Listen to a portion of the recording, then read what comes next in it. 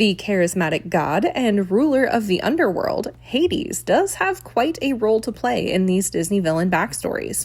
Before we begin with his story, if this is the first video you are seeing, it is highly advised to go back and listen through the other Disney villains. Hades' presence in these stories is largely behind the scenes, and without context, it can get confusing. Many eons ago, after Zeus, Poseidon, and Hades overthrew their Titan parents, they retreated to their respective corners to rule in peace.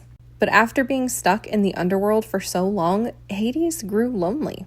One day, he decided that he just wanted to see his family. So he pulled out all the stops, set up the grandest feast in his hall with the most stunning features fit for the gods.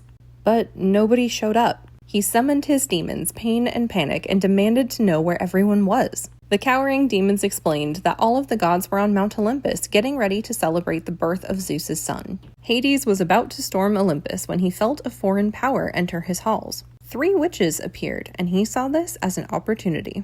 He learned that they were sent there by the fairy godmother for helping a woman and her 2 girls out of a marriage they couldn't escape. The god made a deal with witches. A favor for a favor. Up on Olympus, Hercules was born, and Hades received the prophecy of his fall from the Fates. So he decided to pay the 3 witches, the Odd Sisters, a visit and call in his favor. When he appeared at their cottage in the Deadwoods, it was Circe, the goddess, that he found. Circe had explained that the Odd Sisters just wished for a sister. Moved by their wish, she granted it. After catching up with Hades, she gave him the Book of Fairy Tales. Hades became obsessed watching these stories write themselves. He stayed with Circe in that cottage for so long that the underworld was falling. The Fates stepped in and told him that if he would not come back, then he needed to split his fate in 2 to keep the underworld from total collapse.